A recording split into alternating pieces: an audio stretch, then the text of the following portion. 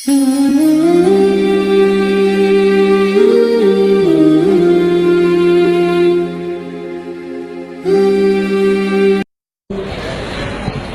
اشرح لی صدری ویسر لی امری واحلل عقدۃ من لسانی یفقہوا قولی۔ الحمدللہ، میں راحلہ سلیم ڈاکٹر محمد سلیم کی وائف ہوں۔ الحمدللہ ہم لوگ بھوپال سے بلونگ کرتے ہیں۔ میرے ہسبینڈ نے پہلے اسلام قبول کیا، ایک جین فیملی سے بلونگ کرتے ہیں۔ میں اگروال فیملی سے تھی، میرا پرانا نام مانسی اگروال تھا، اور میرے ہسبینڈ نے جب اسلام قبول کیا تو میرے لیے میری لائف کا بہت ایک شاکنگ انسیڈنٹ تھا۔ میں نے فرسٹ ٹائم کسی کو پہلی بار دیکھے، میں نے کسی کو نماز پڑھتے ہوئے دیکھا۔ میں نے اچانک یہ اکثر کر کے ایک پرٹیکولر ٹائم ہوتا تھا اور یہ گھر سے کہیں چلے جاتے تھے، اور میں ان سے پوچھتی تھی کہ آپ کہاں جاتے ہیں، تو یہ ریپلائی کرتے تھے this is none of your business, you have to do your job. تو میں بھی خاموش ہو جاتی تھی۔ باقی میرے فادر ان لا سے اکثر ان کی ڈیبیٹ اور سب کچھ ہوا کرتا تھا، بٹ مجھے نہیں سمجھ میں آتا تھا کہ یہ ڈیبیٹ کیا ہے، یہ لوگ کس بات پہ اتنا زیادہ، مطلب ان کا ڈیبیٹ اتنا ایگریسو موومنٹس پہ کیسے آ جاتا ہے۔ تو باقی پھر ایک دھیرے دھیرے جب مجھے یہ اسلام کے پہلے تو یہ لوگ نہیں بتائے، بٹ فرسٹ ٹائم جب میں نے ان کا فجر کی نماز تھی اور اچانک میری نیند کھلی اور میں نے ان کو نماز پڑھتے ہوئے دیکھا، میں نے ان سے پوچھا کہ آپ کیا نماز پڑھ رہے ہیں، کیونکہ صرف ٹیلی ویژن پہ دیکھا تھا کہ ہاں ایسے جو کرتے ہیں وہ نماز کے ایکشنز ہیں۔ میں نے ان سے پوچھا کہ آپ نماز پڑھ رہے ہیں، انہوں نے کہا کہ ہاں میں نماز پڑھ رہا ہوں۔ میں نے بالکل دیر نہیں کی میرے فادر ان لا کو بتانے میں۔ میں روم سے باہر نکل کے اور میں نے سب سے پہلے ان کو بتایا کہ پاپا جی آج ان کو میں نے نماز پڑھتے ہوئے دیکھا۔ تو انہوں نے مجھ سے کہا کہ ٹھیک ہے خاموش رہو، ابھی کسی سے کہنا نہیں، ہم دیکھیں گے کیا کر سکتے ہیں۔ اب وہ جو میری لائف کا مومنٹ تھا، وہاں سے میرے کو ایسا لگا کہ یہ کیا ہوا، مطلب یہ کیا کر رہے ہیں، ایسا کیوں کر رہے ہیں، یہ کہیں یہ کسی ایسے ویکتی سے تو نہیں مل گئے جو ان کو ٹیررزم کی طرف لے جا رہا ہے، اور یہ ایسی چیزوں میں تو نہیں انوالو ہو جائیں گے۔ ایک بہت بڑا ڈر جو میرے اندر تھا وہ، اور on that time I was pregnant, تو میرے کو ایک بہت کھلبلی سی لگی رہتی تھی کہ یہ کیا چل رہا ہے، یہ کیا چل رہا ہے۔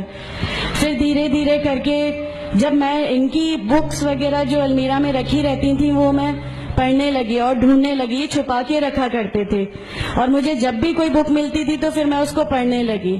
تو مجھے اس میں ایسا کچھ لگتا ضرور تھا کہ پتہ نہیں کچھ ہے، کوئی ڈیفرنٹ چیز ہے، کیونکہ میں نے دیکھا کہ ان کے اخلاق، ان کی سب چیزیں بالکل چینج ہو گئی، جو یہ پہلے تھے اس سے یہ بالکل الگ ہو گئے۔ تو مجھے ایسا پرسنلی لگتا تھا کہ اس پلیٹ فارم نے ان کو ایسا کیا دیا جو میرے ہسبینڈ کو بالکل چینج کر کے رکھ دیا۔ مطلب الحمدللہ یہ اس سمے کوشش کرتے تھے کہ جو نبی کی سنتیں ہیں، جو ہمارے نبی صلی اللہ علیہ وسلم نے کیا، اپنی وائف کی مدد کرنا، اپنی وائف کے ساتھ کس طرح اس کے حقوق کی ادائیگی کرنا، یہ سب کچھ وہاں الحمدللہ کرنے لگے۔ اور مجھے جو ان کا یہ ڈراسٹیکل چینج تھا، جو ان کو اس پلیٹ فارم پہ آئے ہوئے 6 months یا 1 year ہوا ہوگا، وہ دیکھ کے میرے لیے ایک بہت بڑا ایک سرپرائز تھا کہ یہ کیا ہوا۔ پھر اس کے بعد مجھے لگا کہ نہیں، میں بھی اب اس کو جانتی ہوں، میں بھی اب پڑھوں گی، اور پھر میں اپنے فادر ان لا اور ان کی ڈیبیٹ سننے لگی۔ تو جینزم میں گاڈ کانسیپٹ ہے ہی نہیں۔ ہر وہ ویکتی جو بہت زیادہ علم حاصل کر لیتا ہے، بہت زیادہ نالج حاصل کر لیتا ہے، تو وہ ایک لمٹ پر آ کر نعوذ باللہ گاڈ کا وہ مقام حاصل کر لیتا ہے، اور لوگ اسی کی پھر پوجا کرنے لگتے ہیں، اسی کی ورشپ کرنے لگتے ہیں۔ تو میرے دماغ میں اگروال فیملی سے تھی، تو میرے دماغ میں تھا کہ نہیں، ہمارے جو بھگوان ہیں وہ 3-4 ہاتھ والے ہیں، ان کا کیا ایک ہی گاڈ ہے جس کو جا کے آپ کو پوجنا ہے؟ تو نہیں، میں ان سے تو کچھ نہیں مانگوں گی، 3-4 ہاتھ والے بھگوان ہی ہوتے ہیں، یہ نہیں کچھ وہ ایسا رکھتے۔ تو وہاں سے ایک تھوڑا سا ڈسٹریکشن میرے کو گاڈ کانسیپٹ کا آیا، اور ایشور ہے جو اس دنیا کو چلا رہا ہے، یہ ہمیشہ میرے ایک ذہن میں رہتا تھا۔ تو مجھے میرے فادر ان لا کہیں نہ کہیں اس پلیٹ فارم پہ آ کے غلط لگنے لگے کہ نہیں، یہ جو کہہ رہے ہیں وہ صحیح ہے، اور ان کی جو ڈیبیٹ ہے اس کا اینڈ جو ہے وہ یہ صحیح ہے۔ پھر دھیرے دھیرے کر کے مجھے ان کی چیزوں پہ یقین آنے لگا الحمدللہ۔ پھر ہمارے ایک فیملی فرینڈ ہیں، ان کے یہاں یہ مجھے لے گئے، وہاں پر کسی نے مجھ سے کہا کہ میں بہت بزرگ ہو چکا ہوں. کلیم صدیقی شاید ہیں, کلیم صدیقی صاحب ہیں, مجھے ان کا نام دھیان نہیں ہے اچھے سے, بٹ انہوں نے مجھ سے کہا بیٹا میں بہت بزرگ ہو چکا ہوں, میں چاہتا ہوں تم کلمہ پڑھ لو, میری زندگی رہے نہ رہے, میں آپ سے ملوں نہ ملوں, تو آپ کلمہ پڑھ لو. تو الحمدللہ میں نے کلمہ پڑھ لیا. کلمہ پڑھنے کے بعد بھی جب ہم گھر لوٹ رہے تھے تو میں نے ان سے کہا کہ میں نے صرف ابھی کلمہ پڑھا, ابھی آپ یہ مت سمجھیے گا کہ میرے کو سب سمجھ میں آ گیا اور میں اس چیز کو مان لوں گی. انہوں نے کہا نہیں, تمہاری مرضی, کسی میں کوئی فورس نہیں ہے. تو الحمدللہ اللہ تعالیٰ کا احسان ہے, اس کلمے کی طاقت تھی. اور یہ ہمیشہ کہتے تھے تمہیں کوئی دعا مانگنی ہے تو تہجد میں مانگا کرو, تہجد کا جو ٹائم ہوتا ہے وہ بہت قیمتی ہوتا ہے اور اس میں اللہ تعالیٰ سب کی دعائیں قبول کرتا ہے. انہوں نے مجھے ایک دعا سکھائی تھی کہ تم ایک دعا مانگو کہ یا میرے رب اگر میرا ہسبینڈ غلط راستے پر ہے تو اس کو صحیح راستے پہ لیا, اور اگر میں غلط راستے پہ ہوں تو مجھے صحیح راستہ دکھا دے. الحمدللہ میں یہ دعا کنٹینیو مانگتی تھی. ایک بار میری نیند الحمدللہ تہجد میں کھلی اور بس میں نارمل جیسے ایک دھیان کرتے ہیں ویسا میں بیٹھ گئی اور اپنے آپ اچانک دل چاہا کہ بس سجدہ کروں. میری زندگی کا وہ پہلا سجدہ تھا اور اس بہت لمبا سجدہ تھا, اور اس سجدے میں نے میرے رب سے کیا کیا مانگ لیا مجھے بھی نہیں یاد ہے.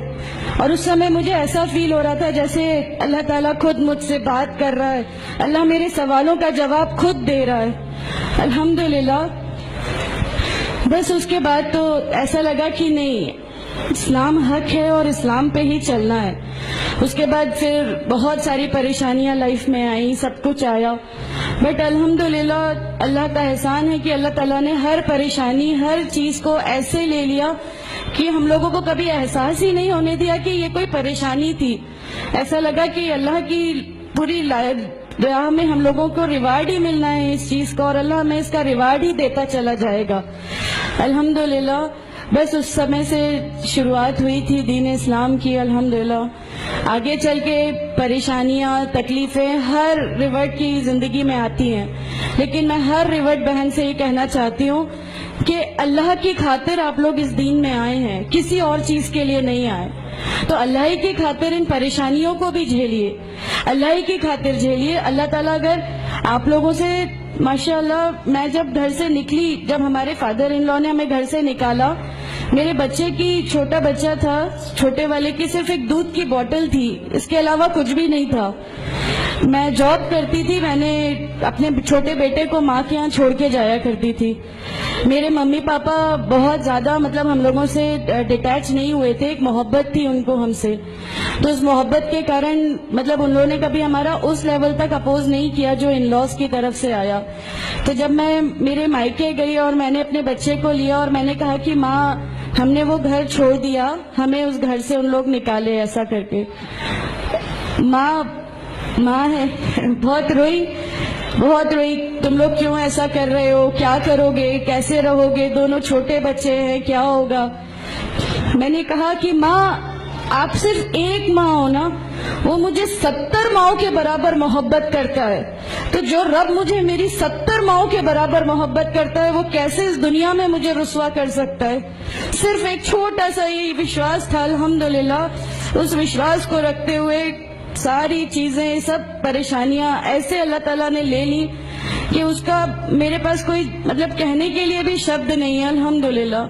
اور میں آپ لوگوں سے سب سے گزارش کرتی ہوں, اور اگر اللہ نے مجھے آپ لوگوں کی ایک ایسی بہن بنا دیا جو آپ کی پریشانیاں, آپ کی ہر اس میں, ہمارا گھر, ہماری سب کچھ الحمدللہ آپ کے لیے ہے, کیونکہ ہم لوگ ٹھان کے بیٹھے ہیں ہمارا جینا مرنا, ہماری نمازیں, ہمارا سب کچھ صرف اللہ کے لیے ہے, اور یہی لے کے ہم کو جانا ہے. کوئی جواب ہمیں نہیں ملے گی. السلام علیکم ورحمۃ اللہ وبرکاتہ.